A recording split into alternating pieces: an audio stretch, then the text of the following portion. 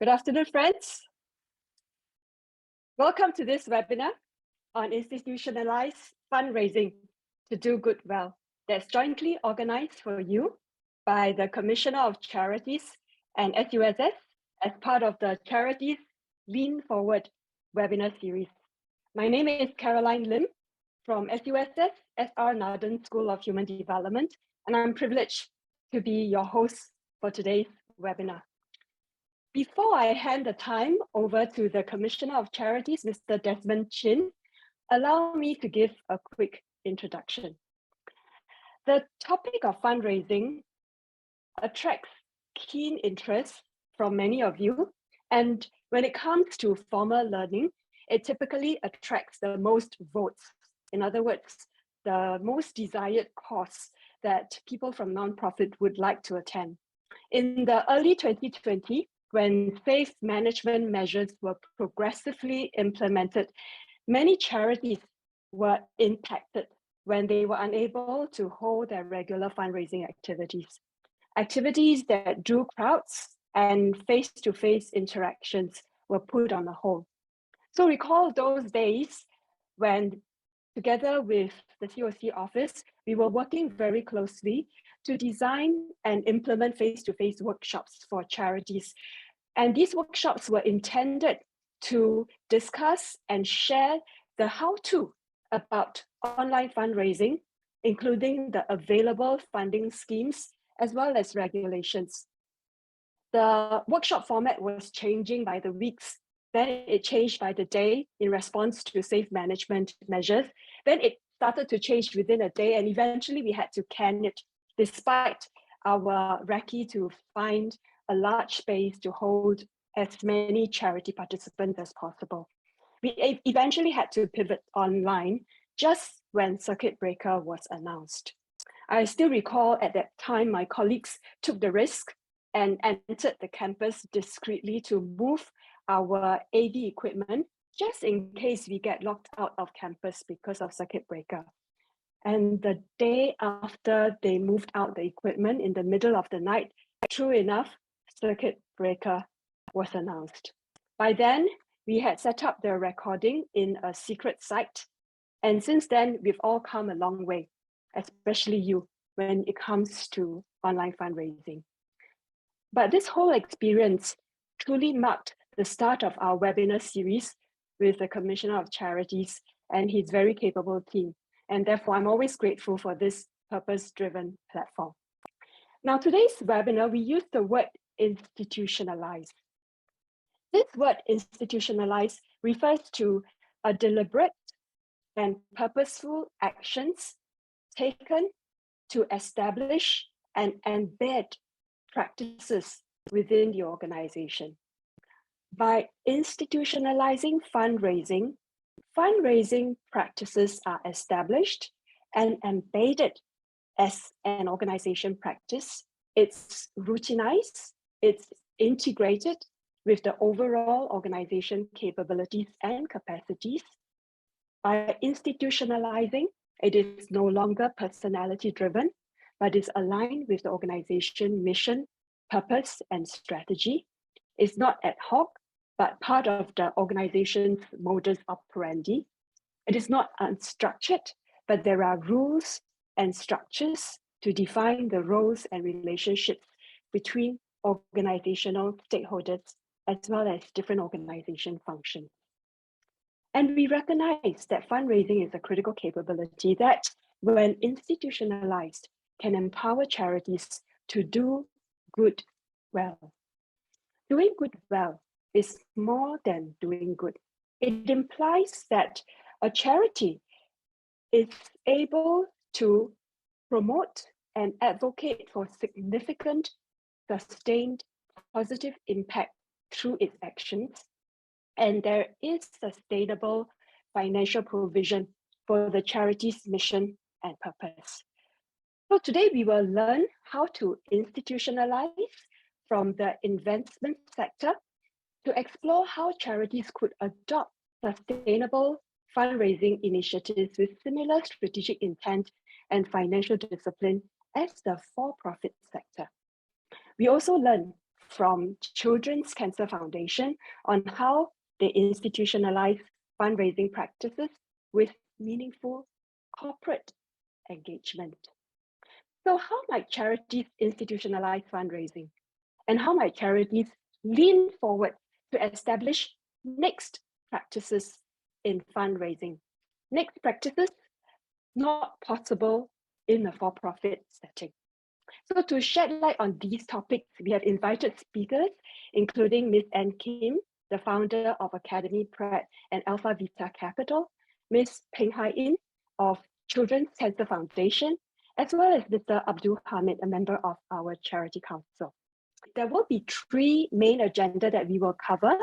Firstly, after the opening address by COC Mr. Desmond Chin, we will have Anne to deliver her presentation.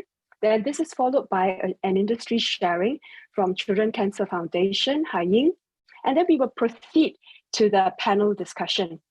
So what we have done is through the questions that you have given us at the point of registration, we have used them to create 3 mini caselets that we will be using for panel discussion. So we thank you in advance for co-creating this webinar with us. Regardless, you may still have questions throughout this webinar, so please feel free to use the Q&A function in Zoom so that we will be able to address them after the panel discussion. Okay, so with this, I would now like to welcome Mr. Desmond Chin, our Commissioner of Charities, to deliver for us today's opening remarks. Mr. Chin, please. Thank you for joining all of us today. It is a very important topic, and today is the second edition of our Charities Lean Forward seminars for this year. Now, before I begin, I'd just like to thank SUSS very much for helping us to organize this. When the COVID-19 had erupted, what had happened was there was a need to pivot from our physical learning events onto online webinars. And SUSS had been really an invaluable partner in helping us to co-organize these webinars for all of us. I'm especially grateful for the long-time support by Dr. Caroline Team and her wonderful colleagues. They have been really good in partners, and we enjoy really working with them very much. And I also like to thank our distinguished speakers and panelists, and Hui Ying and Hamid, who will be sharing with us later. Now, the topic for today is on fundraising, and it's a very important topic as many charities rely on fundraising as the key source of income. Now, if that is the case, then charities must adopt a well-structured and strategic approach when it comes to this important issue of fundraising. Now, a Straits Times article in January this year reported that Singaporeans have been giving generously to charities online platforms that are collected, and they have collected record sums last year, despite the COVID-19's toll on them. Here, we are seeing more and more people donating via these online platforms.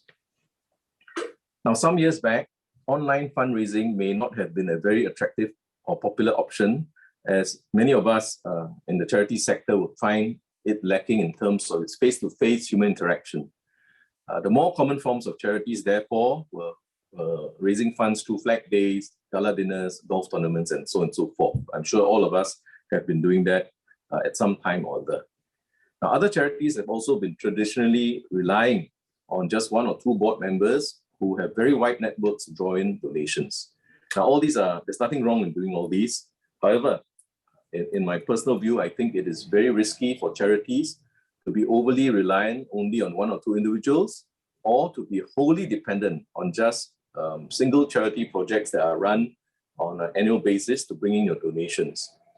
I think it is important that we plan to have a diversified income streams, which is always better than having just a single source of income, as this will then help you to avoid putting all your eggs in one basket and also putting your charity at risk when a single source of income dries up or when the event does not materialize. For those who are in this situation currently, I would strongly suggest that you review your sources of funding. Now, you may wish to consider a few things. First, expand your sources of funding. Apart from the traditional keynote fundraising event that most charities tend to have, would you consider tapping on existing grants, especially if you're already providing much needed services but not collecting, not applying for grants that are available for you to tap on? Secondly, perhaps you might want to consider to review your target audience and reach. Instead of going to your traditional demographics and the people that you often go to, you might want for example, go for a younger generation who are IT savvy and who are more inclined towards online donations as it's convenient and it's fuss-free from them. You might also want to consider, thirdly, to relook at your fundraising methods. Do you have to do all the fundraising yourself, or can you collaborate and partner, trusted partners in doing so? Because all of us in the charity sector, I understand you have limited resources and you cannot do everything on your own. So you might want to look for co-collaborators in your fundraising efforts. We are very fortunate to have Anne and Hai-Ying with us today. They will share more with us on what the SAL Foundation and the Children's Cancer Foundation have been doing, what they have gone through with their fundraising journey. And they will share very useful tips for you to consider as well. Now, let me just touch briefly on how digital technology might help charities fundraise better. Now, since fundraising is such an important aspect to many charities, we should explore how fundraising can be done more effectively and efficiently with technology. Now, we know that as a nation, we are moving towards being a smart nation. And so therefore, charities should consider how they can leverage on digital technology to fundraise better.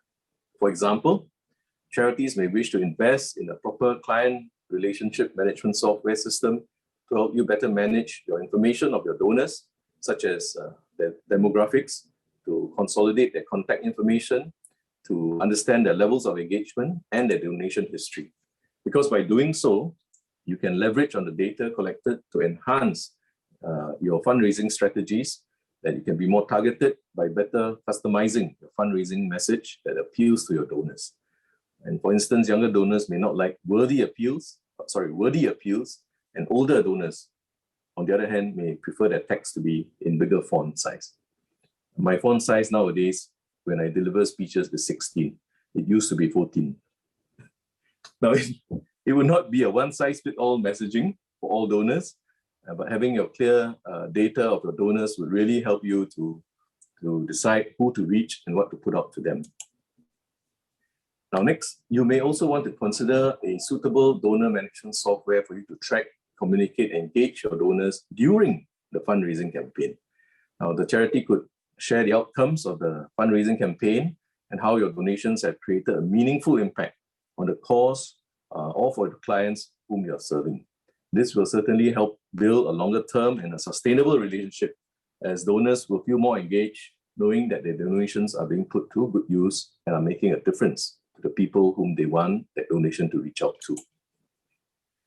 Now, we can say all these things, but while a charity can design all sorts of attractive fundraising campaigns to seek donations, you can hold glitzy gala dinners, or even have much sought after GOHs to grace your golf events.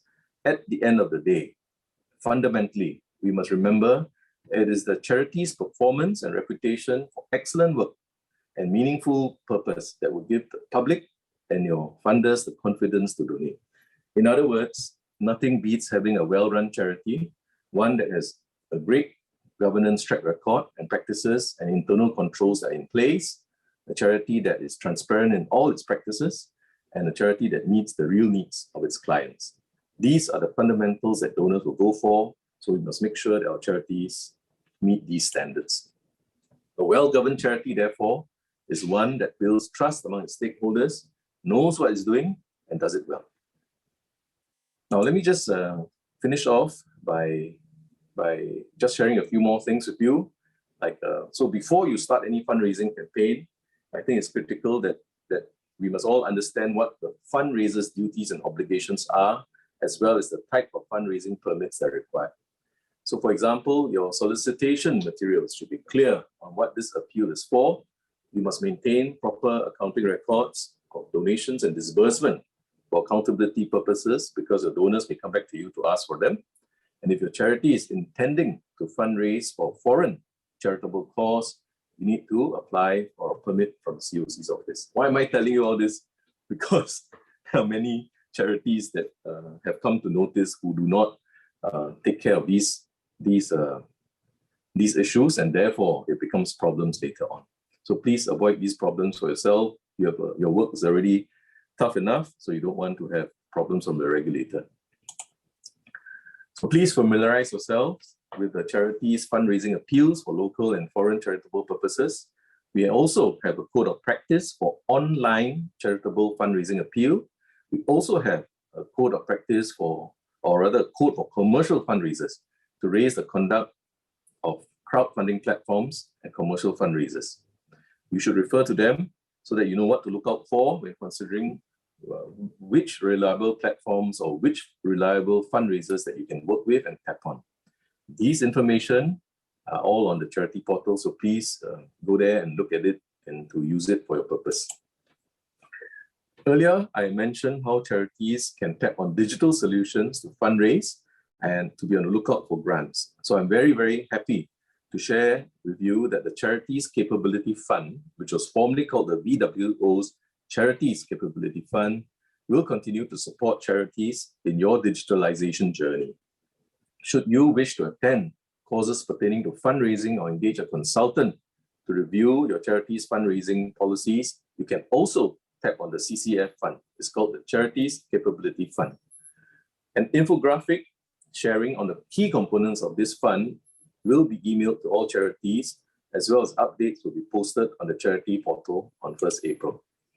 And so may I ask a favor of you? So I'd like to encourage you to update your contact details in the charity portal, because I understand from my people that we have been receiving quite a lot of bounced emails, which means that your details of the charities are not updated. If you do update then you will be able to receive the most updated information and resources to support you in your work. So please, if I may request, do update your particulars as soon as possible. So lastly, I just want to thank all of you for your hard work and your eagerness to learn. Thank you for attending today's session. As usual, any session and webinar that's organized with SUSS is an excellent one, and I'm sure we'll all come away learning much from them. And should you have any feedback or suggestions on webinar topics, let us know, and we will certainly consider them as well. So may I wish you a very fruitful afternoon, a time of wonderful sharing, and please ask all sorts of questions you may have. We will do our best to answer them. Thank you very much, everybody, and good to see you all again. Thank you. Thank you, Commissioner of Charities. Thank you for the reminder that there are different requirements and practices for foreign and local charity fundraising appeals. And more importantly, as we shift towards this online fundraising, the VCF support will be very crucial for many charities, big and small, to support their digitalization initiatives. Yeah, thank you. Thank you, COC, for this.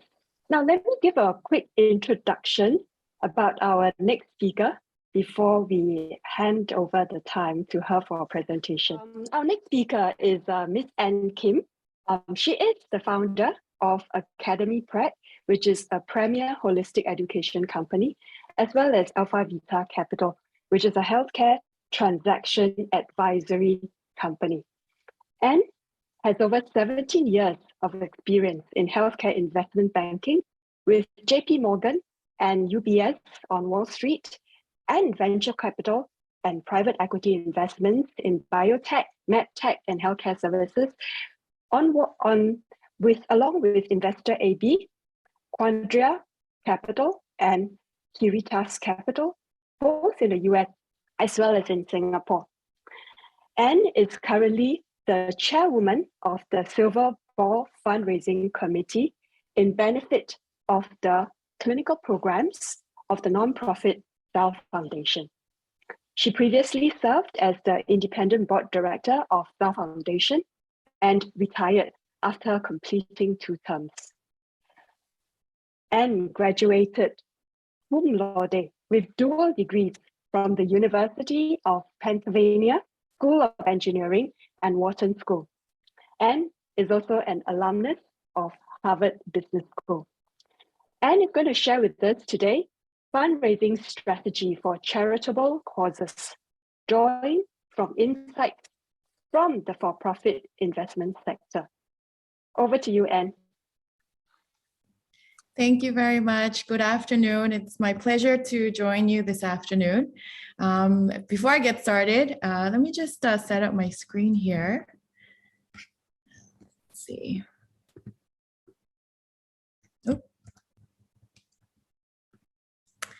And I'd like to, as I get started, I'd love to thank Commissioner of Charities, Mr. Desmond Chin, MCCY Charity Council, Mr. Abdul Hamid, and Dr. Caroline Lim and her team at SUSS for allowing me this opportunity to share with you.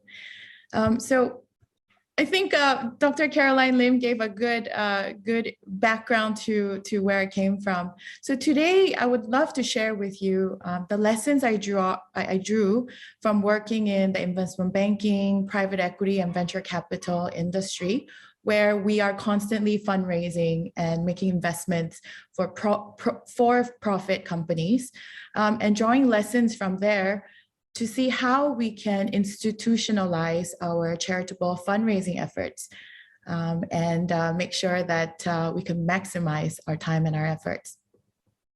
So as Dr. Caroline Lim mentioned, Singapore has been home for me. I grew up here. I went to secondary school and JC, spent 10 years in the US working on Wall Street, came back, continued to work in the healthcare investment sector. And during that time in 2015 was when I joined the board of Tao Foundation. And Tao Foundation, as you see here, I just wanted to put some faces to Tao Foundation. This is a previous board that I was on. There have been many changes since then.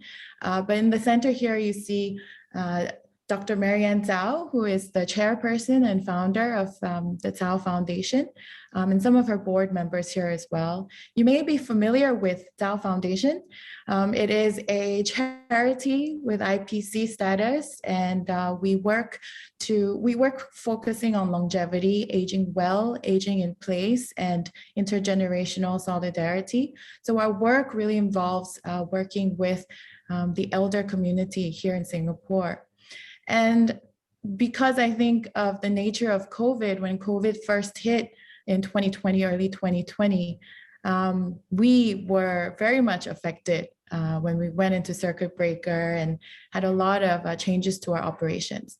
Before I get started, I just want to say what I'm presenting here today is my personal view and not reflective of or representative of the Tao Foundation. I want to jump over to a slightly different reflection, and that is 7 lessons that and reflections from the for-profit investment world, and how we can draw lessons from how for-profit companies, the startups, the tech companies, the giants that you see that you read about, whether it's Grab or Apple or Uber, and how they raise money, and see how we can draw lessons from that world and bring that into our world in the charitable world, and leverage these learnings.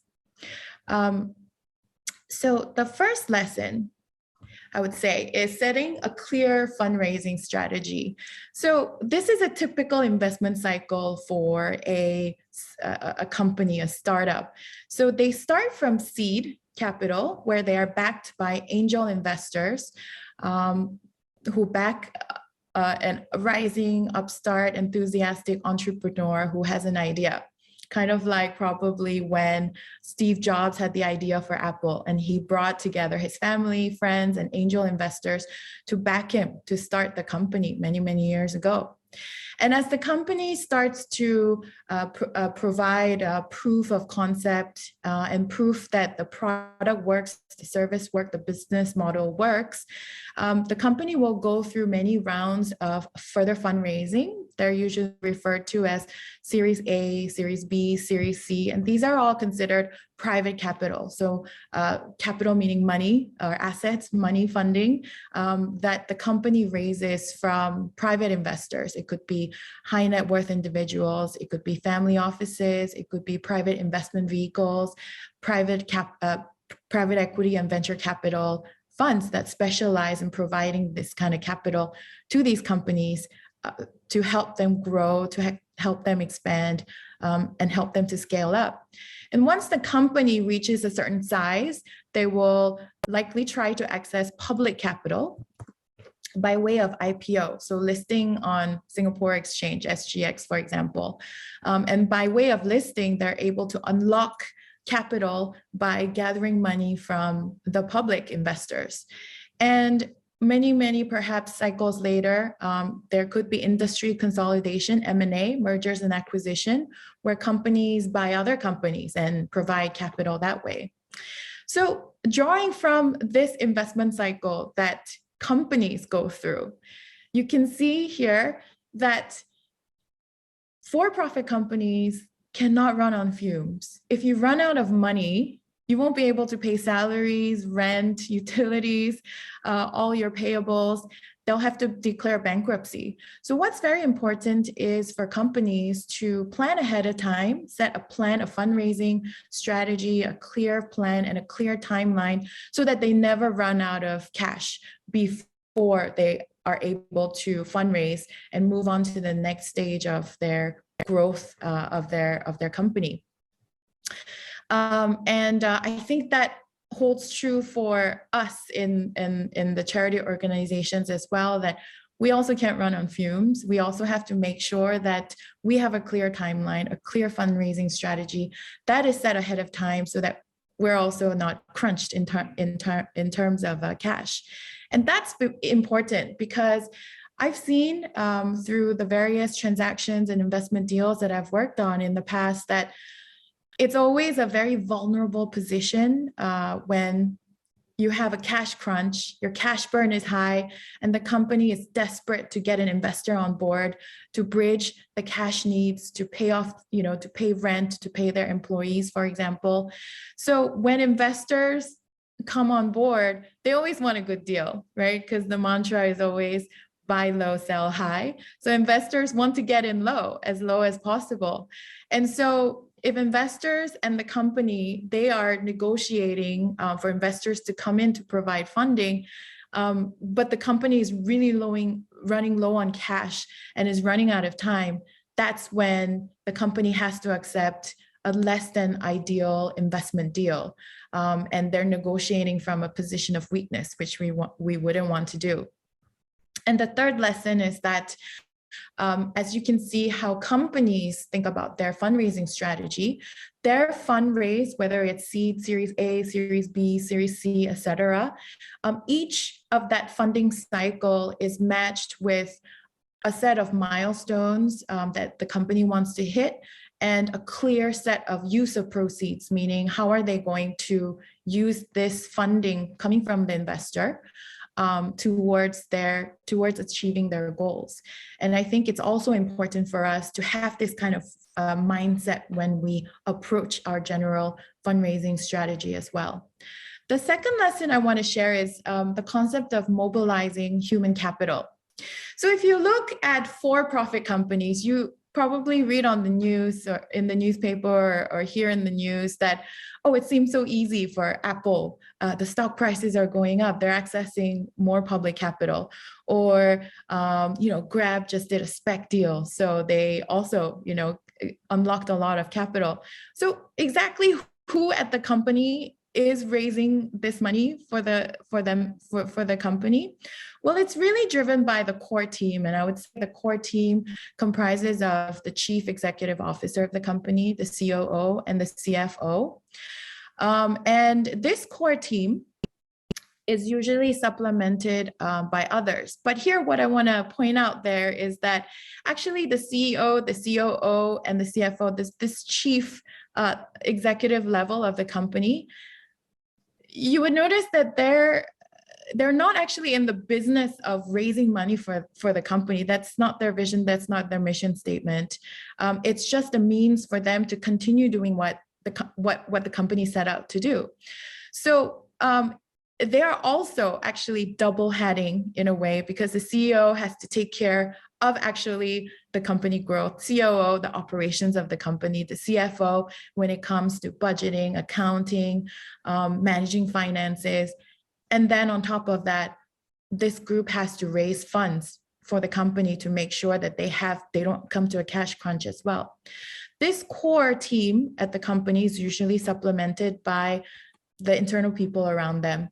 So the board members who advise the core team, other employees, whether it's on the human resource department, marketing department, the operational managers and the executives, they support by, and I will go through this later, the bringing together all the materials that investors look for when they do their due diligence to invest. Due diligence is really just a very fancy word for research. And making sure they are doing their homework on the company. And you also have external advisors advising the company as well. So it could be bankers, lawyers, consultants who provide lots of external advice on how to raise funds and what valuation is appropriate for the companies.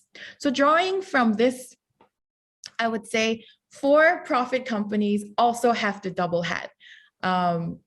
Perhaps they have bigger teams. Perhaps they have more financial resources than we often do in the charity sector.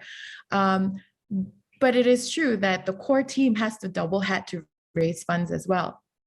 It's very important to utilize all the internal resources possible. I'd say board members, and not just one or two of them, but all of them, the entire management team, the various committees that we can set up, whether it's the finance committee, investment committee, which are two committees that we set up at the Tao Foundation as well, and to utilize all the goodwill in terms of the good work that you've done at the charities. And it's also, I think, very beneficial to leverage external resources as well. So all friends of the organization, any external advisors, volunteers. But what I would love to note here also is that the fundraising effort still must be driven by the core team.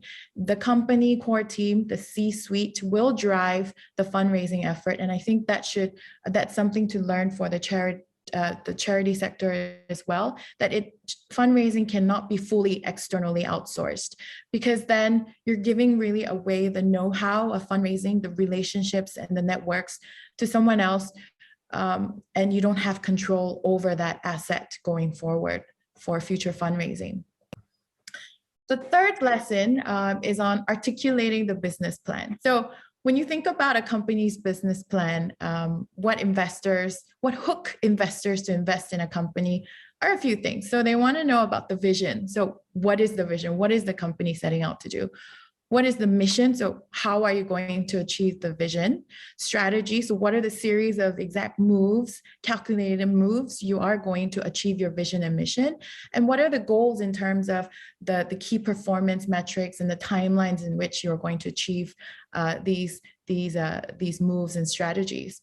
So drawing from that, it's really important in the corporate world, especially companies, for-profit companies that are fundraising, they must be able to articulate the vision, mission, the strategy, and the goals of the company very, very clearly to the potential investor. It's not just about articulating, but really a rising emotion and a call to action in the investor to make the decision to put down X amount of investment funds to the company. Organizations also need to understand their audience. So not all investors are right for companies. So for example, if you had a very big sustainability or ESG focus at the company, then you would most likely have a better match having discussions with investors who also have a big ESG approach in the way that they invest into the companies. So I think it's also important for charitable organizations to really understand who is your donor audience, what motivates them, and what is the call to action that you can connect with for the audience to get them to donate, to make the action, to volunteer. Next is the concept of financial rigor. So here I've outlined a few of the key financial due diligence, so research homework, checklist items that investors go through. It's their homework to run through all these analysis and metrics, because investors are in the business of providing funding to companies so that they earn a return. So they can, again, get in low into the company and then sell high, get out high, and make that return of it on investment. So there are many, these are just a list of, all the financial rigor that investors practice, poring over historical financials, the ACRA filings, AGM filings, looking at the financial projections, doing all sorts of analysis on valuation, the operations, the return ratios, and then comparing all those financial data to industry comparisons and kind of benchmarking how this company is doing against its competitors. So this kind of financial rigor, I think, would be amazing to bring into charitable organizations as well, in that it may not be as robust as what companies or investors do, but the concept of financial rigor in terms of making sure that we're very clear on the financial analytics, understanding our margins, understanding our profitability, understanding our planning and growth and cash needs, I think is a key to long-term sustainability and growth. Another is that organizations, companies, and both charities alike, you must have a very clear understanding of what the gap in your cash needs are, cash availability and funding needs are, both near term and in the longer term. And what companies and investors do is really look at the financial risk. So is the company subject to one major supplier who, if they stop supplying, the revenues are going to drop more than 50%, for example? And these are, so risk management also, I think, is very important for charities as well. And then this is what I alluded to earlier on in terms of the documentation, but this is actually the list, the whole list of what investors research and do homework on. So I provided an example of all the areas of research that investors do before investing in a biotech company. And that ranges everything from corporate documentation, whatever you filed on ACRA, company incorporation, all the way to the technology, the science, the regulatory affairs, financial diligence that I just mentioned, the operations, even looking at the backgrounds of the management team. And all this information is now indexed, and all these files, hundreds of files, are stored in what is called an electronic data room that is available for investors to pour through and do their homework and analysis. So in effect, I think actually it might be maybe shorter, maybe easier for nonprofits to close on a donor than it is actually for for-profit companies to close on an investor. So there's so not to say that charities also need to provide this kind of all the documentation, but I think it's interesting to see that the availability, the accuracy of the documentation at a company signals credibility and trust. And I think that's also something we can take away for charities as well, in terms of how our marketing materials, what's available on our website, what's available for donors to research and understand in terms of the governance and kind of the operational excellence of charities. And the next lesson is that the execution is key. This is, I took this data from McKinsey's research that apparently 10% of all deals on any given year are usually canceled due to investors getting cold feet or any of these reasons that are outlined here in that bar graph. And so I think some of the takeaways that we can take away from there is that deals can fall apart, donors can also fall away. What's important is keep the timelines tight so that there's no what we call deal fatigue. It's also important to maintain communication with the donors. and to maintain this open collaborative spirit, because nothing derails a deal faster than a perception that the other side is being unreasonable or not sharing or not being forthcoming with information. And the next point I'd like to make is that it's important to keep the decision-making process seamless and easy, and especially that closing stage, collecting the funds, to make it really easy for donors and investors to complete the deal. And the last lesson I wanted to share, lesson number 7 from the for-profit world, is importance of building long-term relationships.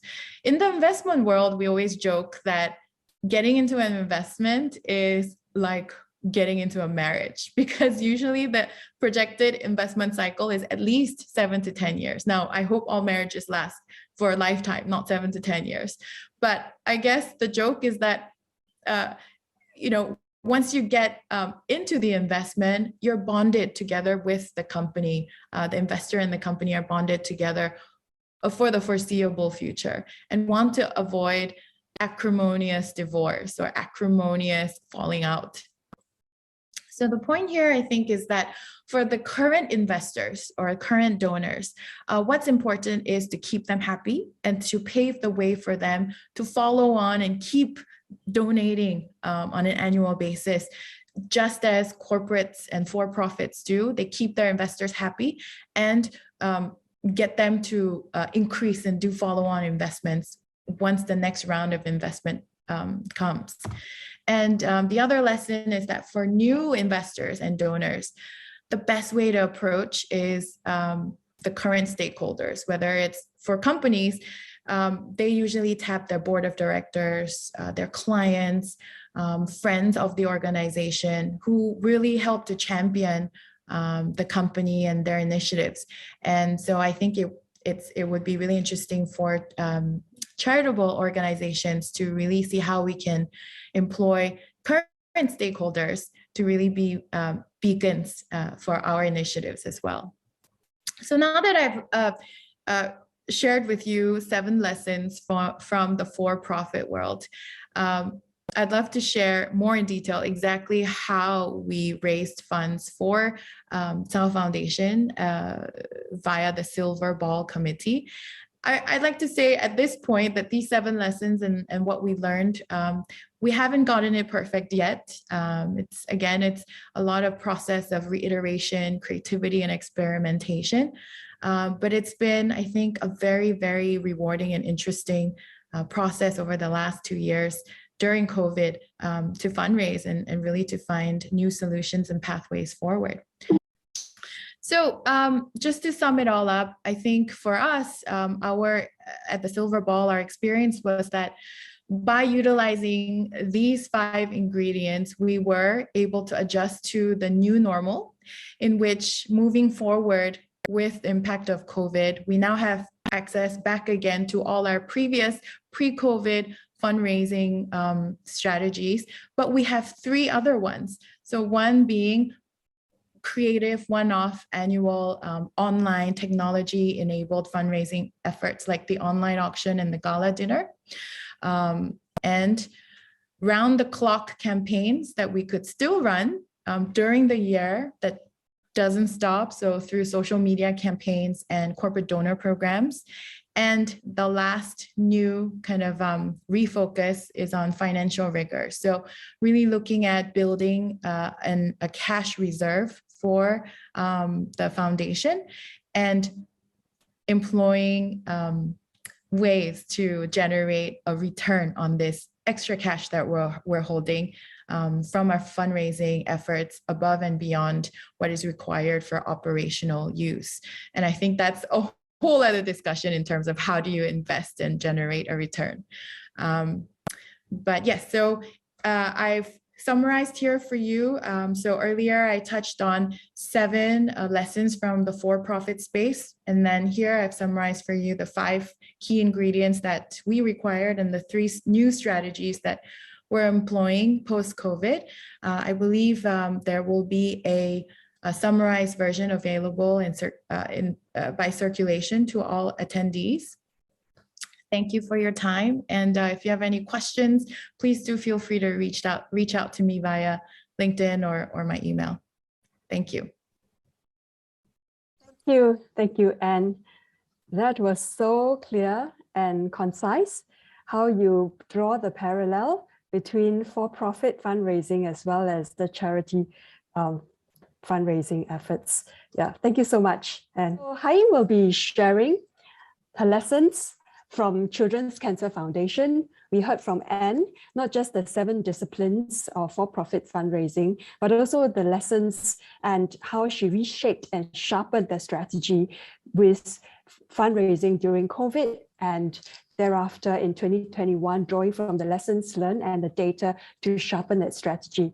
Hai is going to share this story from Children's Cancer Foundation, and she currently helmed Children's Cancer Foundation since 2020, guiding CCF through the COVID crisis as she enhanced the direct services delivery model to address CCF's beneficiaries' biological, social, and psychological needs holistically. Hai also reorganized the teams around both child and family to address their needs more seamlessly. Prior to CCF, Hai was the executive director at Sundac, where she successfully pioneered programs to achieve real inclusion and a wall-less concept of service delivery for persons with disability community. Hai is passionate in journeying with leaders to facilitate transformation and accelerate individual development. As a social service fellow, she mentors leaders in the field. She is also a certified social work and certified in executive coaching. Hai specializes in family violence, addiction work, as well as family therapy. Hai's portfolio includes working as a child protection officer, senior social worker, and ED, as well as CEO at various organizations, including Family Service Center, disability homes, and those serving children in need. So with this, I'm going to hand the time now over to Hai for her sharing. Over to you, Hai. Hi everyone, thank you so much. Thank you so much, Caroline.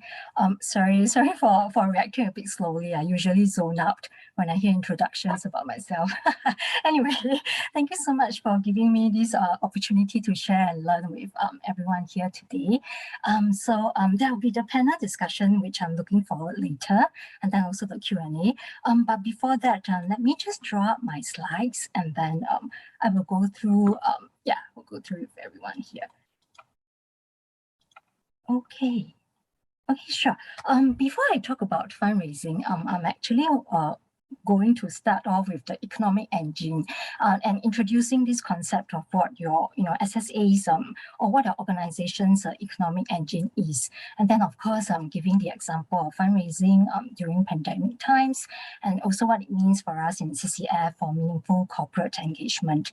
And of course there are implications because we had made quite a lot of changes since 2020. And then what are these implications for our organizational capabilities? This is actually, so before we talk about fundraising, then what is your organization's economic engine? Where do you get your resources? Where do you get your money? Where do you get your support? I felt this was important to be shared because different economic engines actually demands its unique strategy. If I can refer all of you to a very, very good book, it is Jim Collins, Good to Great for the Social Sectors. I adapted this economic engine from his concepts. He actually combined the economic engine with the passion of a charity plus the work that the charity does best. And then he looks at it together overall. So how can each wheel, your passion, what you do best, and your economic engine, how can they come together to then drive your strategy? Okay, let me just share a bit more about what it is. Okay, so let's see if I divide, or rather if I categorize all organizations and I put them on 4 quadrants with 2 axes. The horizontal axis is actually very much dependent on business revenue. The vertical axis is very dependent on charitable donations and private grants. So we will definitely have the first quadrant. So if you look at here, the heavily government-funded quadrant, which is actually very low on business revenue and also low on charitable donations and private grants. So these are, mainly if you have a sector administrator, you have MSF, you have MOH, and then if you're heavily government-funded.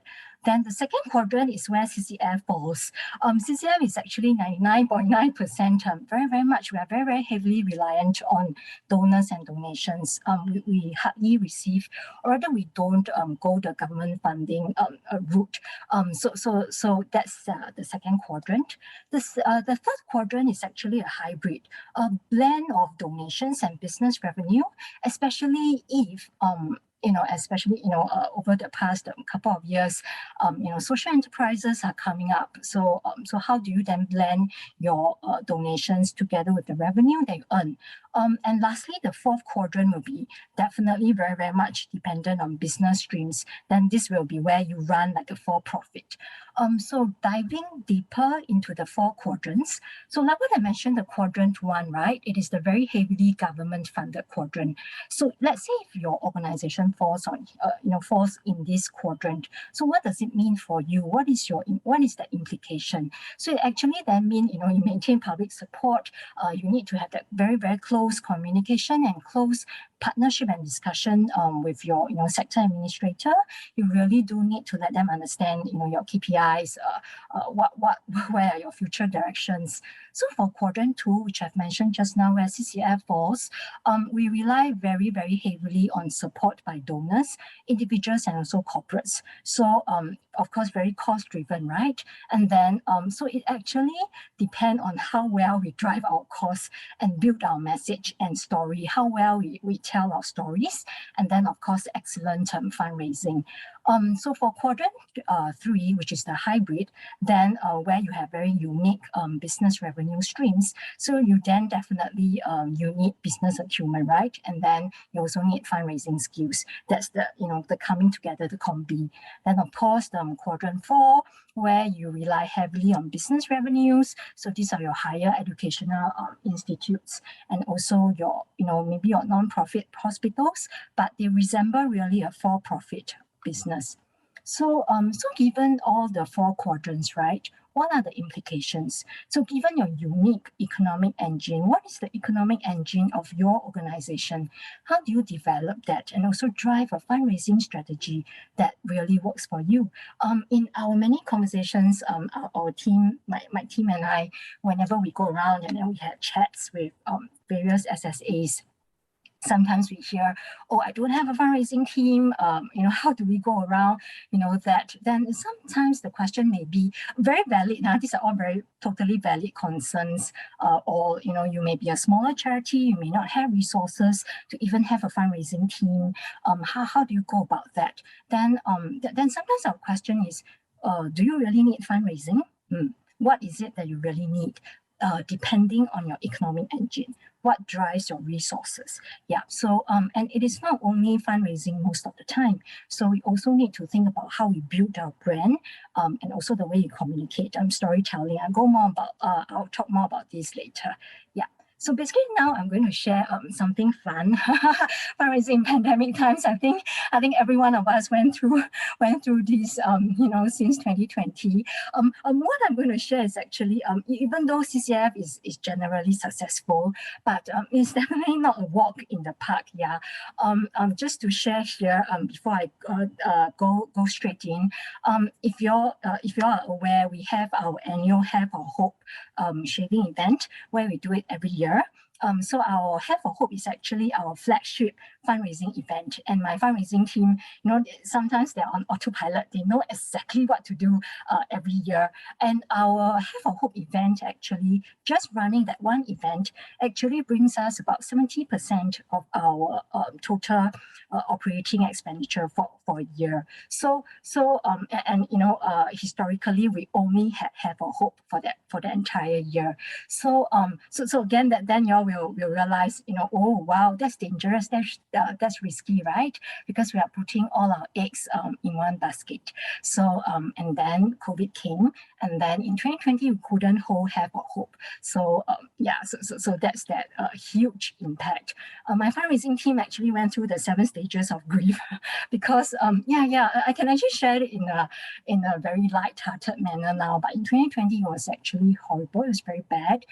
Because of the circuit breaker, we had to cancel all physical events, and we don't want any, hair shaving event to start a cycle of COVID, spread. So basically, what did we do? We actually did a really hard pivot, something that we had never ever done before in our 30 years.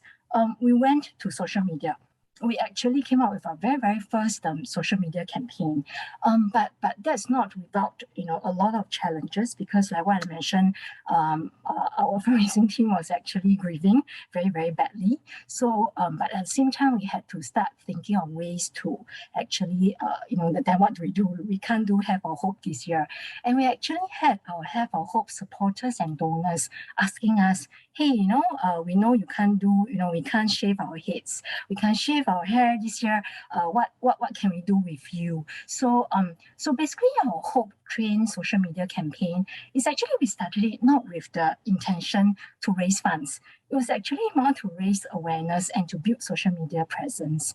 And also because this is the very, very first, that was the first year that we did it. So we didn't want to put pressure on the fundraising team to have to raise a certain amount of money. So actually there was no KPI on the amount to be raised. We just really wanted to build social media presence and to test some waters.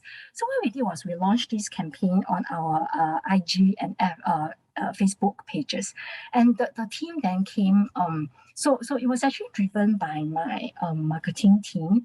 My marketing team only has 1.5 manpower.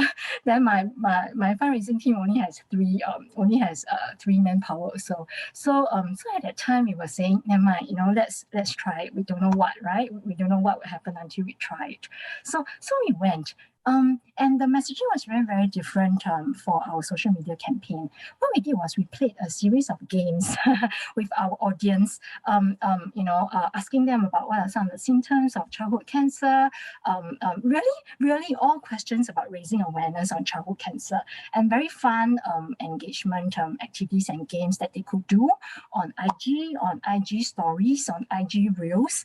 And then we compared, because whatever we did on IG, we also posted on Facebook.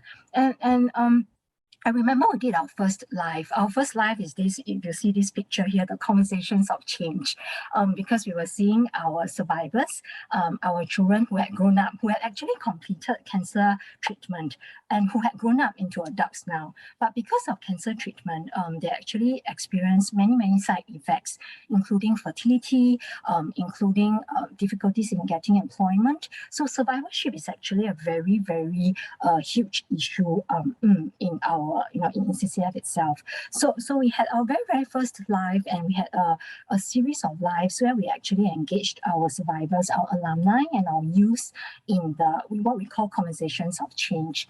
In our very, very first live, I remember we only had 10 participants. And we're like, what happened? How do we drive more interest and engagement? So what we did was the Hope Train campaign actually went on for 2 months. Yeah. So the team then did some really analytics, and then we went in to look at segmentizing the profile for our Facebook audience and IG audience. So eventually we managed to reach about 25,000 participation for our engagement activities throughout. But how did we get there? Okay, initially we started with very, very low views, low engagement, right? Then what we did was we realized when COVID came, there were increasingly reports of in many platforms about how our survivors with cancer, how our children with cancer went through COVID times. So we started taking all of these out and highlighting. And then we actually also went to our alumni who are now in maybe schooling, maybe back to school. They are already back to school or back to work, some of the older ones. And we actually started asking them, if you were to join an IG or a social media campaign, what would you want to see? So it was a series of really, as we go along, whatever we see, whatever we observe, we ask, and then we try to put that new element in. And it was then we started seeing much more engagement, especially when, if you look at here, we started posting stories about how our survivors, about how our children went through COVID times. We started sharing our experiences, and then it really went very, very high when we had a very, very just someone, he's from the general public. He just called us up one day and say, I'm going to join Food Panda, and let me whatever I earn, I'm going to dedicate it to CCF. How do we partner? How do we do this? And he actually also has an IG, so we actually linked up, and we from both pages we actually started storytelling, really sharing his experiences. We even did videos of him going on his daily food deliveries. So that really came that really hit a high, and then we actually of course invited him for our last series of Conversation of Change. So that was where we saw slowly traction and slowly the increase in views, in engagement. And because of that, we were actually able to raise close to 1 million. We actually, this wasn't when we went on Hope Train, it wasn't at all a fundraising appeal. It was really to our messaging was like what I shared just now, to raise awareness about childhood cancer. But what we realized was people started asking us, how can I donate to you? And then we started channeling them to our website, to giving.sg. Yeah, and then so we started actually then working with our supporter who was doing the Food Panda delivery to actually then start engaging him and to see whether we can increase our online donation appeals. Yeah, and he also has his own IG, right? So he also has his own channels. So from there, we slowly built up a network. So that was what we did. So basically the lesson learned was, of course, no time for perfect planning. Very, many times we fell flat on our faces, and we just really had to keep learning and observing and adjusting throughout the campaign. And it was very, very hard work because like what I mentioned, manpower, and also not only manpower, it was the specific capability that we were looking for. We didn't have someone really very, very well adept in any social media campaigns. During the last stages, right, what we did was we actually got in our survivors, our youth, as volunteers. And then some of them started running offshoot. So some of them started running their own Conversations of Change within their own circles. And we actually let them run because we thought, they being younger, you would have the know-how, you would have the IT know-how. And also we of course we discussed and met with them regularly because we also needed, my team also needed to learn how to do our social media campaign better. So we ran this in 2020. We ran it again in 2021. I will share more later. And then we will run it this year. So the Hope Train has become our CCF's social media campaign. Yeah. So to go on, right? Okay. So how do we, so what exactly happened? What are some of the more concrete steps? So like what I mentioned just now, we actually had partners and supporters who already wanted to who already asking about, Have a Hope, right? What are you going to do this year for Have a Hope? So we actually actively re-engaged them to move online. So last year for Have a Hope, we did a hybrid. So we did both online and also satellite events, physical events. And then of course we supported a scaling up of smaller fundraising events for those who are, third parties. They come to us and say, can we fundraise for you? We usually then link them up to other like-minded third parties to see whether we can have a bigger reach together with a higher amount. Yeah, and apart from the Hope Train, we also created a new online giving, the Season of Giving, we call it, to target really Christmas time, the year end, and also the Lunar New Year period. Yeah, is to really target. So this is a bit special. This is targeted at online retailers, those on Carousel, those on Lazada, to see who want to partner with us, because usually during festive times, they see increased sales, especially during COVID. online sales have been increasing. So how do we then approach our corporates during this entire time? We actually work with them to convert any unused budgets that they may have to due to COVID into our direct donations. So just to give you an example, so previously our income streams, we have, of course, Have a Hope, right? Then we have the corporate sponsorships, which is only a very, very small portion. And then we have the third-party fundraising, and of course, then we have the legacy giving for donors who pass on, and then they leave us in their wills, and when they pass on, we get whatever that they have willed us. So these are really the four main baskets that we receive funds from. But basically, so at the time, I would say, to give you a gauge, in 2018, our corporate sponsorships was only around 400, 300K. It wasn't a major, proportion of the entire of the different income streams and pipelines. But in 2021, last year, it went up to 2.6 million. It went up to 2.6 million because the team actually really went all out to work with, they relook all our corporate engagements. And then, of course, one of the strategies is to convert any unused budgets. We actually ask them actively, you have, because of COVID, you couldn't do this and this and this. Do you want to, channel that into direct donations to CCF? Do you want to partner us, in our different programs? I'll share more about corporate engagement later, yeah? And of course, we also sought out corporate and any philanthropic foundations out there for any available funding. And of course, like what Anne had mentioned just now, maximize the amount of matching funds, the one-to-one matching by the government and also Choke Board. In this case, we actually did the BCF funding, the matching. On our end internally, we actually restructured our team altogether. Previously, we had corp-coms, but then we realized, once we go digital, and then we really had to start telling very, very focused on, very, very specialized focus on digital and media engagement and that storytelling. So we actually then sort of converted our corp-coms into a marcoms.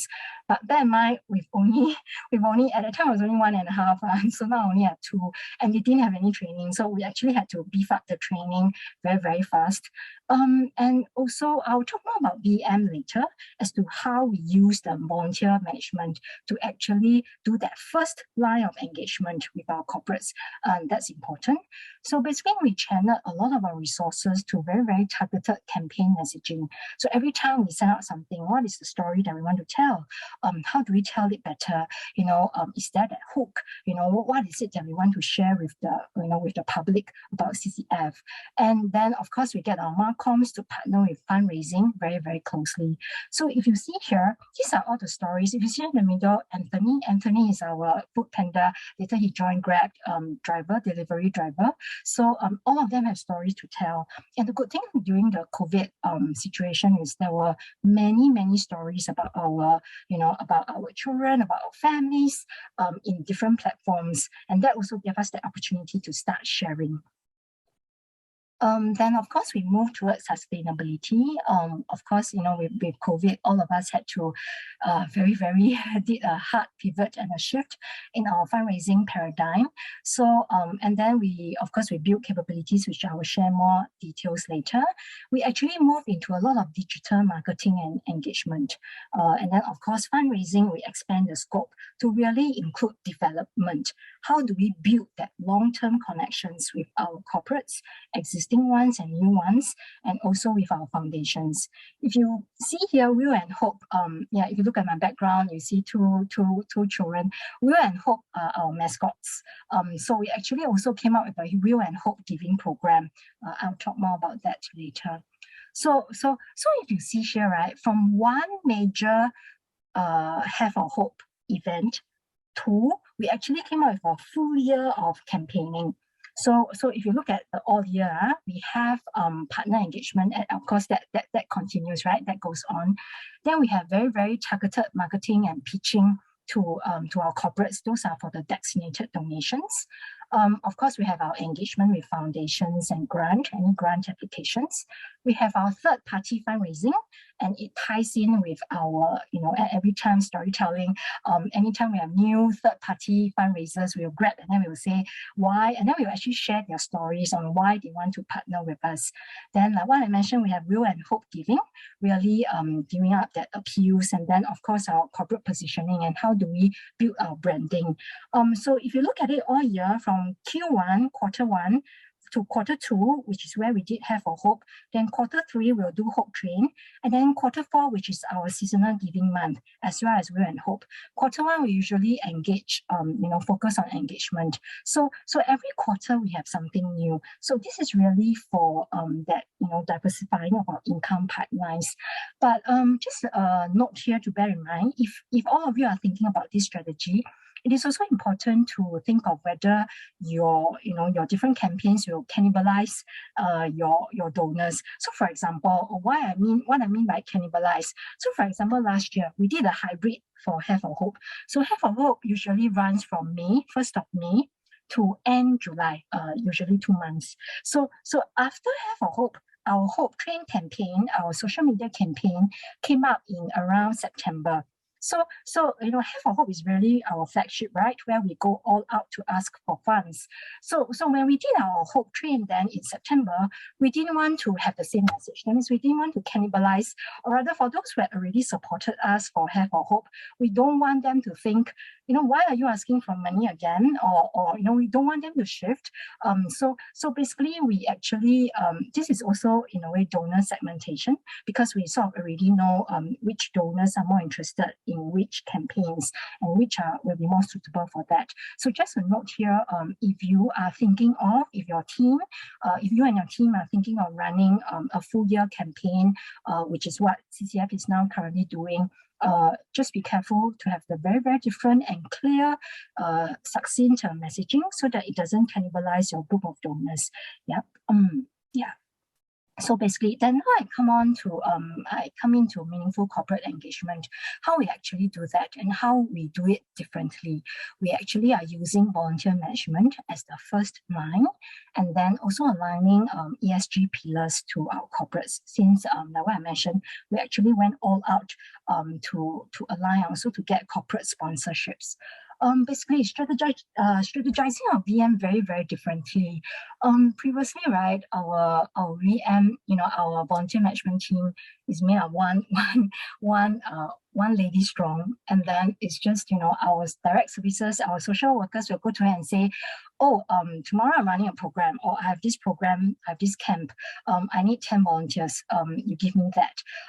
It's really just that, for many years. So how do we then strategize volunteer management very, very differently?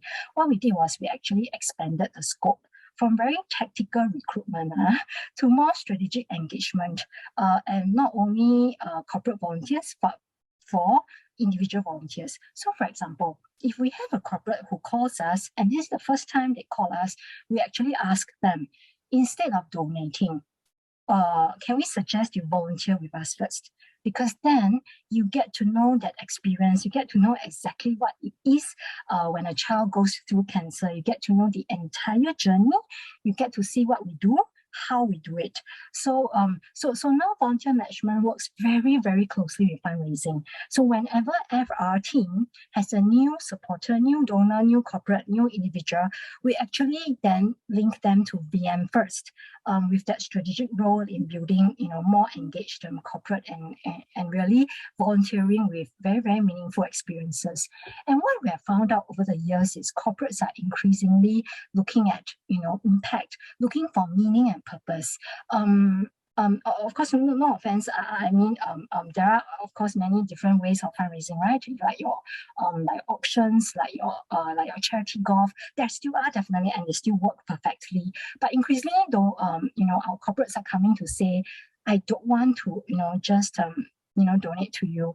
I don't want to only I don't want to only participate in your event, in your fundraising event.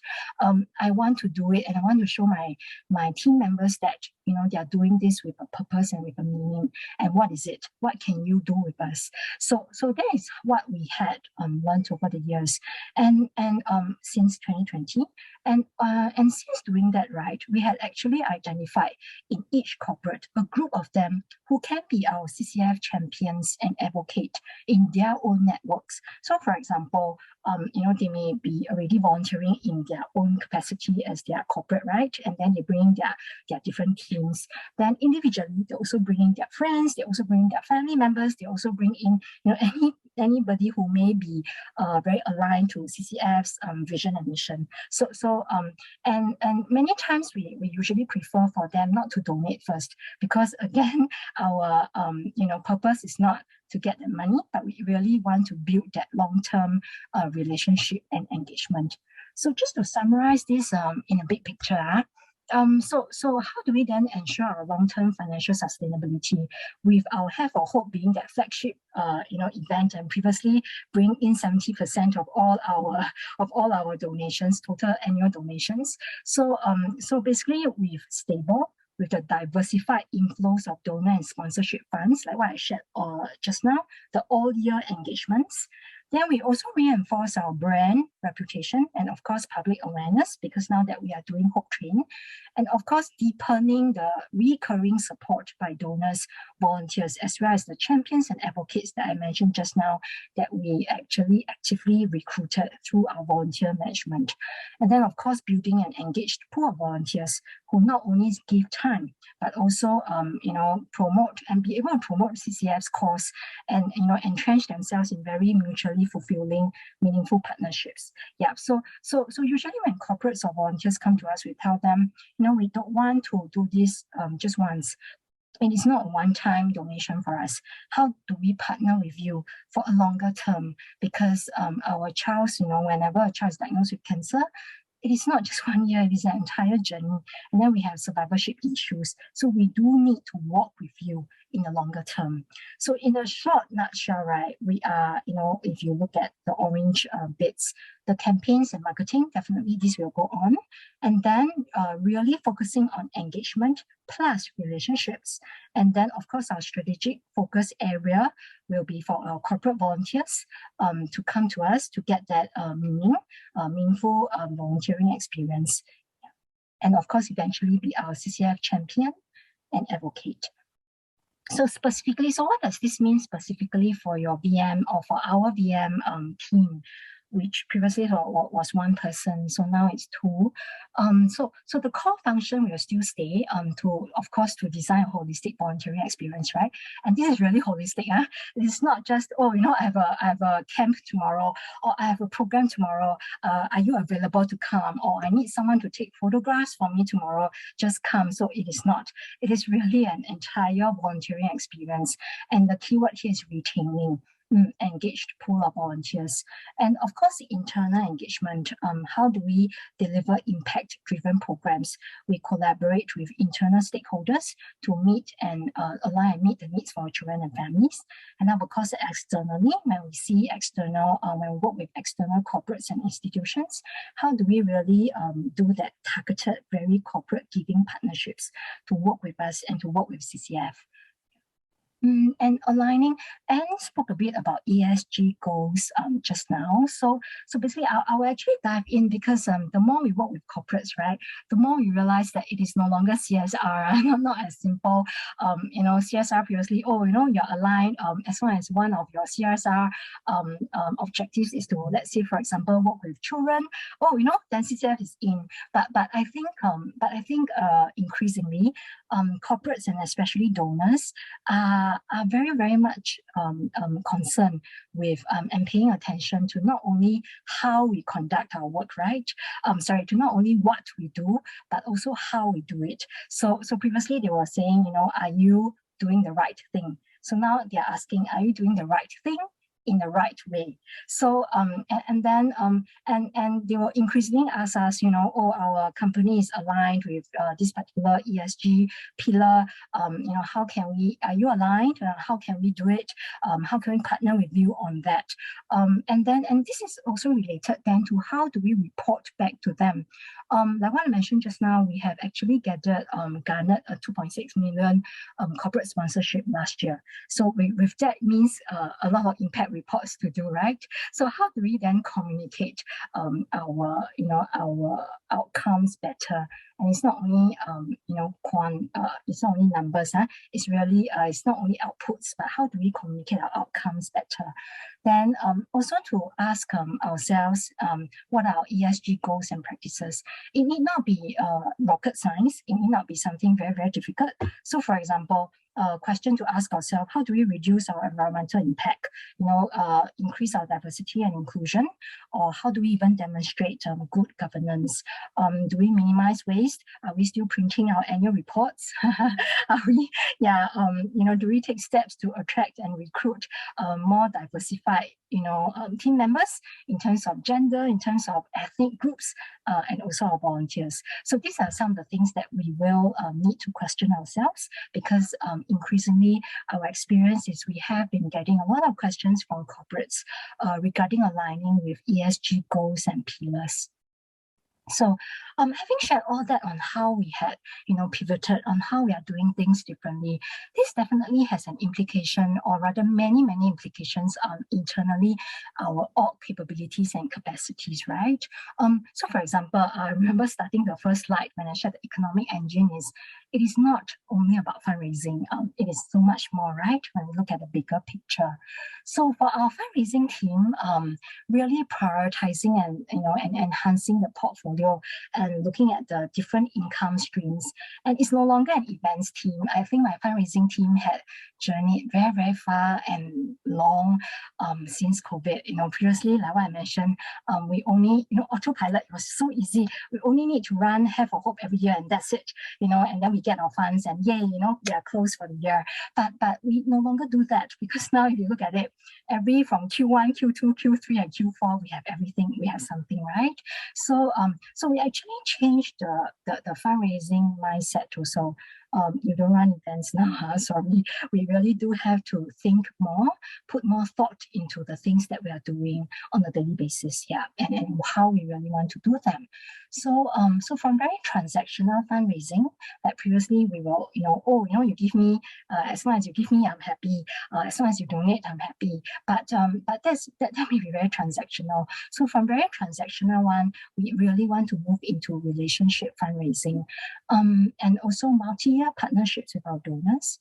Of course, then collaborating very, very closely with our internal teams in CCF, such as finance, our digital online platforms on our website, Pay Now platforms, Giving.sg platforms, and then, of course, full cost accounting and recovery. I want to make a point here, because this is very, very important to us. This is a hard lesson we learned. When in 2020, when I reviewed, because we wanted to give a better impact and outcome measurement to all our donors, right? And also, of course, we want to know whether our programs still deliver that, what we wanted to do for our beneficiaries, for our children and families. We actually did an entire theory of change and logic model for all of our programs, Then that's when we realized, so I asked my team this question at a point in time: how do I know what is the full cost for one program? How do I know how to allocate resources? How do I know whether this program is successful given the resources that we had pumped in versus the objectives that it had achieved? How do we know? We don't know, because we don't add in the indirect cost. By indirect cost and by full cost, right? What I mean was adding your direct cost and also indirect cost, like basically your manpower, your renter, your admin. So this is a very, very important point, because I realize a lot of donors, especially corporates, they underestimate the cost of running programs. And a lot of them will tell you, hey, I don't want to support manpower. I don't want to support admin. I want the money to go directly into beneficiaries. But to do that, in our social service sector, we cannot run away. We do need to actually invest in manpower, right? So CCF actually embarked on a full cost accounting and recovery exercise. And that's why the fundraising team also actually went to our corporates and tell them, sorry, this is actually our full cost. Because I guess if you're Google full cost recovery, we don't want to fall into that cycle of, the non-profit starvation cycle. Where is a vicious cycle? You are fighting with another SSA for resources for donations, and then you underreport your program cost, thinking that if it's cheaper, the corporate, will more likely to donate, will more likely to support. But is it sustainable in the long run? No, it isn't. Yeah. So that's one point to really look at. And of course, VM, which I've spoken about just now, and IT, our CRM, we actually are investing in a new CRM. Then donor segmentation. How do we make it easier for donors to understand to give? We actually came up with 5 main baskets of giving whenever the fundraising approach donors. Yep. Lastly, I'm just going to round up because I don't have much time. So lastly, for our comms team, it's basically more brand positioning. How do we tell the CCF story? How do we really expand our digital presence, like what I mentioned just now, through our Hope Train campaigns? Yep. That's all I have. Thank you so much, everyone. Thank you, Hai Ying. I really like the depths you go through for your presentation. That was really useful, and diversifying our funding sources is never a walk in the park, right? And you really have been through a lot trying to integrate and build those new organization capabilities in order to diversify your funding sources. And you've done it successfully, very well. Thank you. Now, I'd like to move on to our panel discussion. I know there are a few questions in the Q&A, but before I go straight into the panel discussion, I'm really like to introduce our next speaker, who is Mr. Abdul Hamid. He will be joining us in the panel discussion, but he's got so much wealth of experience in the charity sector as well as in the public sector that I would like to hear his words of wisdom, having listened to both the presentation of Hai Ying as well as from Anne. But just a very quick introduction about Mr. Hamid. He's a member of the Charity Council, and he spent many years in the audit function. He was an Auditor General in the Auditor General's office, audit director, I'm sorry. He was an audit director in the Auditor General's office, and he spent 38 years auditing in the Singapore public sector before he stepped down. Today, he freelances as an executive advisor in Straits Interactive, and is also a lecturer, a trainer, as well as a consultant in a number of organizations on topics related to governance, risk management, and compliance. Yeah, so now I want to turn the spotlight to Mr. Hamid, to invite Mr. Hamid to share his words of wisdom, having now listened to Anne as well as Hai Ying. Thank you very much, Karen Lim, for the introduction. I'm very honored.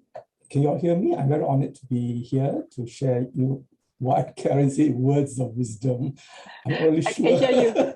I'm not really sure how much wisdom do I have.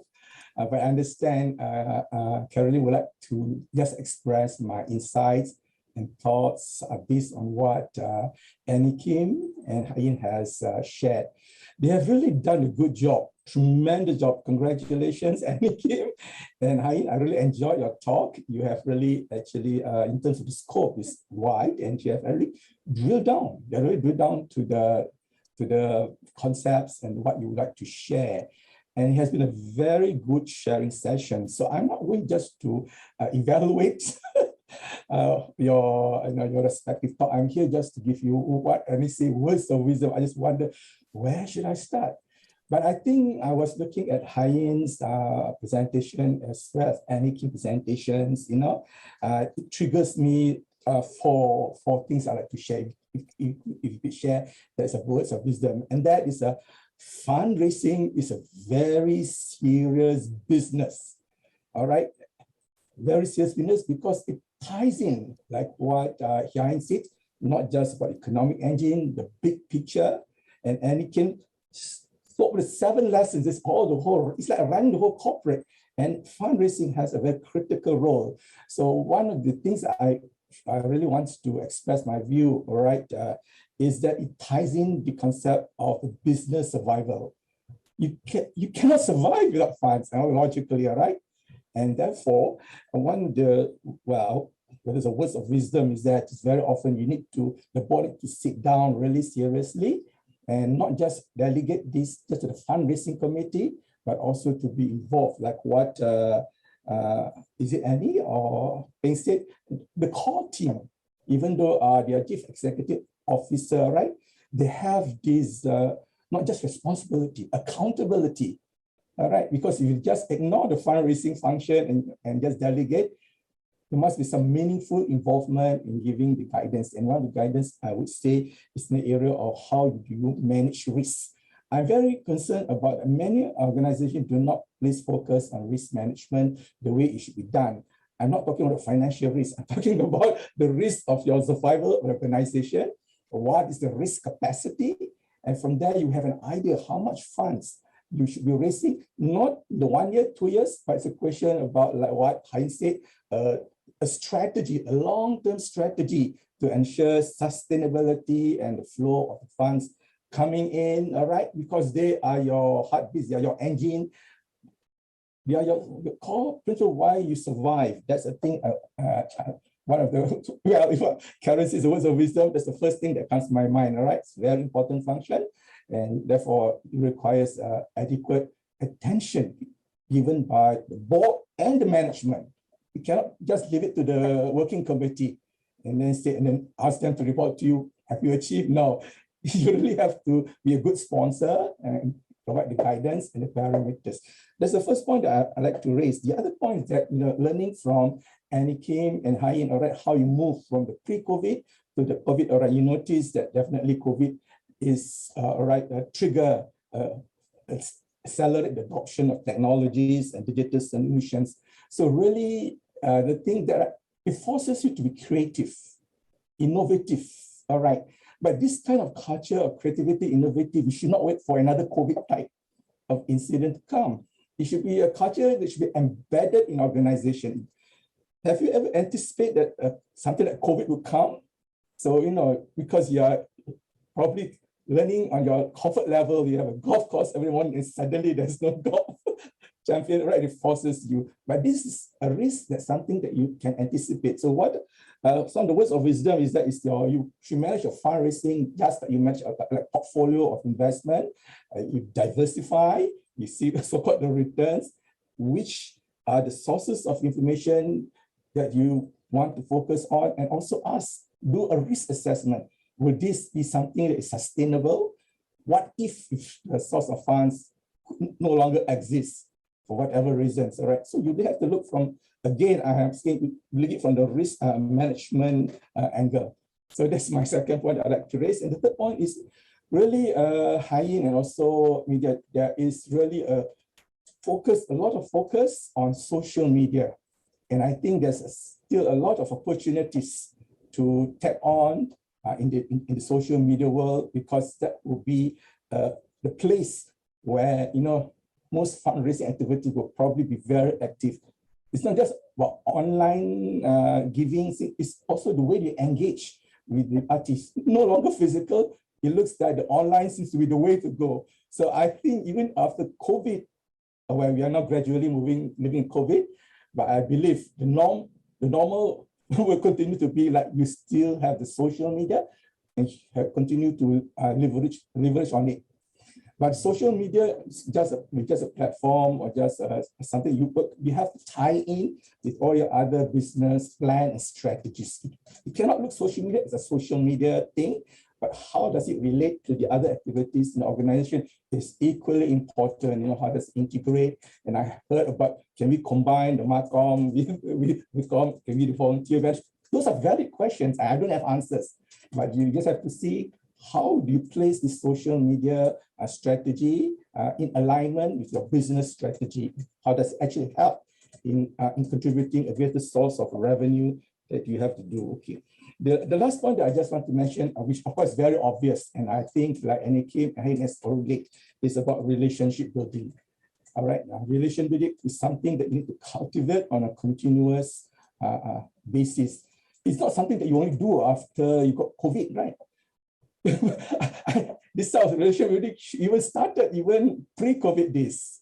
All right, you have to invest in relationship, particularly with your primary stakeholders, important donors, and so forth, because it takes time to develop. All right, it takes time to develop, and I know that certain organizations were able to survive. Because they have very good relationship with the corporate sponsors, so forth, and that keeps them going. Even after pre-COVID, they know they will still come to help. And relationship building actually allows you to build up trust with the donors. The donors will continue to support you if you say you have a good brand and you are delivering programs, and they believe in your causes. I think those are the ingredients that will keep the donors coming in, and that has to do with this overall concept of governance, which I'm very passionate about. You have to be very transparent on what you do. You have to be very ethical. You have to show integrity, all right, and so forth. Yeah, that's all, Karen. I don't want to spend much time, but I think it would be useful to have more Q&A with the panel speakers. Thank you, Karen. Yeah. Thank you, Mr. Hamid. I really appreciate your words of wisdom. And then summarizing for us the two very, very good presentations from both Anne as well as Haing, because we've learned that truly this board and management partnership is important. There is no one size fit all, but the kind of partnership really very much has to be contextualized to the level of maturity or the size of the charity organization. And of course, the need to strategize and make the choice to institutionalize what kind of capability, whether it is for fundraising, volunteer engagement, and to the extent how do we integrate all these functions to better design and deliver what Anne calls the moves, right, the strategy, right? And then the third area is really continuing to learn and explore social media, because Haing said earlier, right, when they started at that point in time to look at social media, that the team do not yet have that capabilities, but they learn very quickly and are so successful today with their social media engagement. And your last point about the relationship building, I think that is never stressed enough, and we just have to keep emphasizing the need to build relationship, cultivate ties, but more importantly, build trust, right, with our donors, with our supporters, with our volunteers. Yeah. Okay, let's launch straight into our panel discussion. To get the ball rolling, we have earlier prepared 3 cases, but in the interest of time, I don't think we will be able to discuss all 3. So this is what I'm going to do. I have actually, so there are these 3 cases, and I'm going to share these 3 cases, and I will get our audience to vote amongst these 3, what do they want us to discuss? Okay, so it's a democratic system. We will invite them to vote, and we will then discuss the case that has the most votes. Okay, so the first case is about a small charity. So this is a typical situation, and we got many of these related questions. Haing sort of alluded to that and responded to this in her presentation, but I'm sure there are still some burning questions, right? Without a full-time person dedicated to fundraising, how do we ensure success in fundraising and sustainable funding? So that's the first case, just a small charity. The second case is growing the donors network, right? So many charities depend on the donation of friends and families known to a few management or a few members of the board. Now that they need to expand and level up, including diversifying their funding sources, they struggle to reach beyond the existing donor pool. Right. And also we know that in Singapore, donor pie appears to be limited, and there are just so many individual campaigns on the online donation platform. So the question is, how do we grow our donor pool, and how can we also make do with existing team through strategic fundraising planning? The third case is more related to reserves policy. So in the Code of Governance for Charities and IPC, particularly targeting the basic level, it states that the charity should maintain some level of reserves to ensure its long-term financial sustainability. So it's some level of reserves.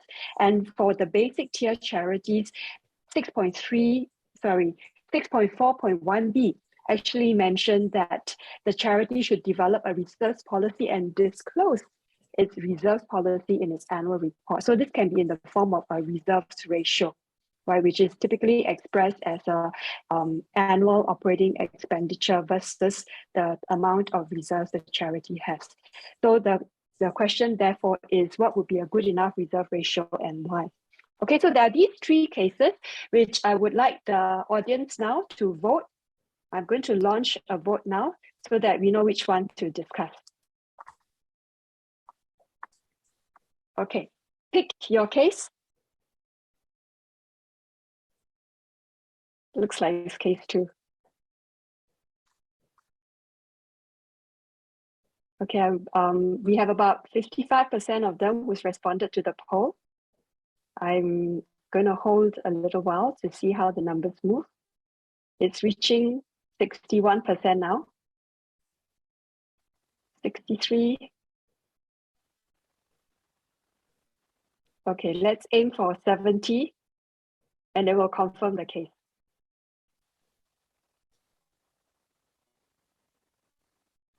Okay, case 2. Yeah, so it looks like the audience would like us to discuss case 2. Okay, so let me bring up case 2 and we'll have a discussion around that. Bringing up my screen again. Okay, so this is case 2. So case 2 is about how might we expand our donor pool and how can we do more with the existing team through strategic fundraising planning. Yeah. So in other words, how might we strengthen the fundraising capability? Hai actually shared how she did that by repositioning volunteer management. Maybe Hai, you want to share more? What did you do to ensure that each of this function, right, volunteer management, fundraising, as well as volunteer management, fundraising, as well as your MARCOMs, how do you ensure that different functions do not act in silo? Yeah, so yeah, there were some questions also. So sorry, I couldn't give a lot of details on the questions due to the space and time restrictions, but let me quickly just share here. So under CCF, right, so I mentioned when we did the restructure, so previously VM was like I remember sharing how VM was just very, oh, I have a program coming out, just help me recruit the volunteers I need. So VM was actually a very silo on its own, just serving our social work teams and our direct services. So what we did when we did the restructure was we actually put fundraising, MARCOMs / COPCOMs, but we are now focusing on MARCOMs and VM under one umbrella called community partnerships. And then, of course, not easy, right? You also have to think very creatively, how do we get them to come together, working together, and also not cross the roles and responsibilities. So of course they have very, very defined roles and responsibilities because, for example, the fundraising will definitely have their own KPIs, VM2 and MARCOMs. But how do we let them come together? A very creative way is we actually let them share common KPIs. So for example, for our fundraising team, one of the KPIs is maybe for this quarter, if you can bring in like 10 more new corporates, then for VM team it will be 10 more new corporates for volunteering. Then see whether we can translate at the top, at the end when we get the corporates 10, see whether we can translate that down the road to 10 new corporates for fundraising. So actually let them share common KPIs. So this also makes them willingly or unwillingly, but it's now willingly having to come together to work out their own flow and how do they actually work around differences. There definitely will be gray areas, because sometimes sometimes when we get like queries, then the VM team are like, oh, do I handle this or do I give it to the FR team? But I think now with 2 years of working like that, the team, the CP, we call them the CP Community Partnership Team, is really very, very attuned with one another. And of course, also the culture helps. The culture is like, we really support one another. We don't work in silos and we don't work as a single team. So perhaps something for all of you all to consider, having that common KPIs.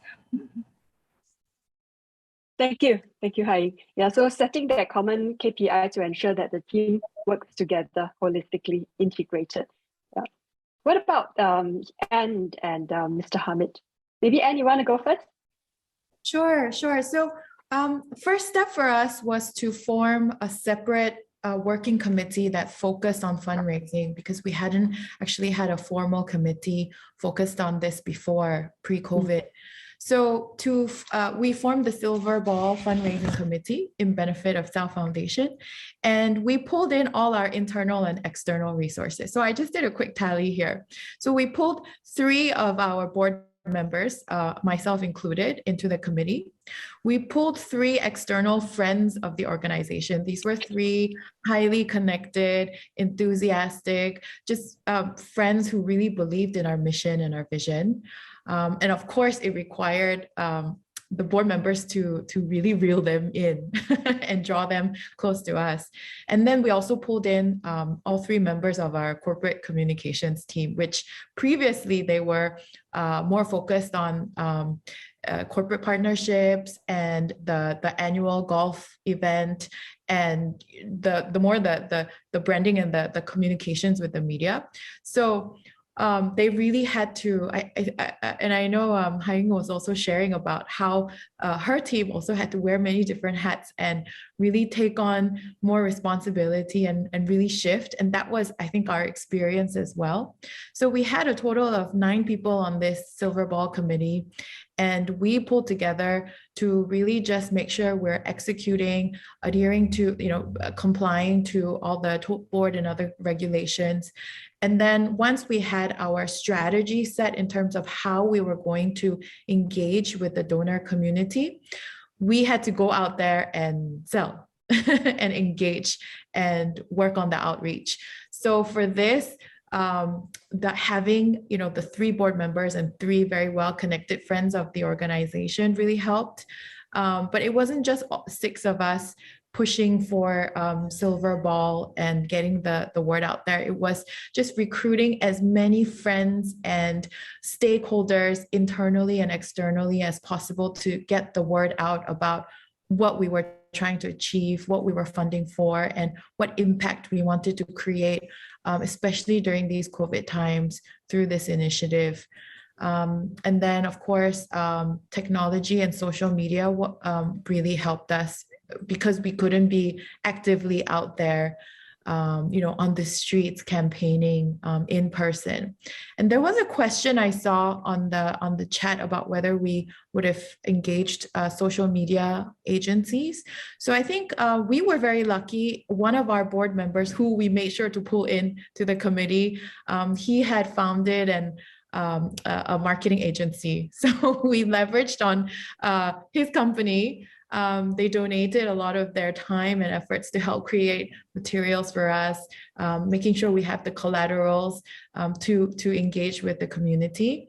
And I think, not to say we have the answer yet, because we're still also trying to formulate our social media strategy. And I think the CCY has done such a wonderful job. Lots to emulate and learn from there as well. Thank you. Thank you. Mr. Hamid, maybe from your point of view, more as a governance lens, what are some important areas that charities got to be mindful of as they expand their donor pool, as they expand their supporters network? I think that's a very important question, Carolee. From the governance angle, you don't look at fundraising in isolation of the other activities. As I mentioned, they have to be integrated, all have to be in alignment towards the achievement of the organizational goals. So as I was looking at the question, because they say they don't have enough visibility and all those stuff, the starting point really, all right, because fundraising is important, but more important is to understand where are we going in terms of the goals. How would this be related to the goals of the organization? All right. Another, I'm taking that many organizations probably have not invested enough on strategic planning process. And I think they should come up with some kind of a strategic map of some sort, all right? And then you can see where the function of fundraising would be we fit in the overall scheme of things, so they can see importance. And then the question is that, all right, in order to get your fundraising, I've already mentioned earlier before, it is important to know how your potential donors perceive you. All right. When would the donors be willing to pay or rather to donate or to invest in your organization? So they must have a very good understanding of your causes, your vision, your mission, the benefits, and so forth. And if they are able to relate that, in other words, you have to trigger your emotion, all right, they will let the money go. Because some organizations, right, are able to attract donations naturally. Even sometimes, right, when, for instance, there's a COVID, the money comes in because, they say, hey, this organization, all right, will require assistance. Even if they have not made an explicit appeal, the money comes in because they have already that relationship and building. So I think it's very good to build up. I think it was Hein who says something, right? The image, the reputation, the trust, because these are important ingredients where potential donors will look to. But you have to be mindful, right? I think there's a question, Carolyn, when we grow and grow and grow, you have to also be extra careful what can go wrong, all right? We are looking at performance. In corporate governance, I'm sure you also have to be equally about conformance. There are rules, there are regulations, you have to adhere to, right, in terms of ethical. And of course, there are also opportunists out there who will take the opportunity to cheat, scams, bogus donors, to take advantage of the situation. You have to all be mindful. And in fact, our charities unit said, before you give, you ask, does it deserve to get your money? Some kind of due diligence will need to be done. That sort of thing is very important. Because sometimes these people, when they approach donors and appeal, I'm talking about mass, all right, there are potentially what could go wrong. And the other thing important to note, which is also, I think, was incorporated in the Code of Governance, is the potential conflict of interest that may arise as it grows, all right? Because when you build up relationship, you also build up some personal relationship. A key relationship. I would like to mention one case which I've been involved, all right? So this person is in charge of fundraising. He's able to develop relationship with potential donors, but when he resigned, the donors also left. So in other words, the donors comes in is because of him, of that kind of his personal, and that's very unhealthy.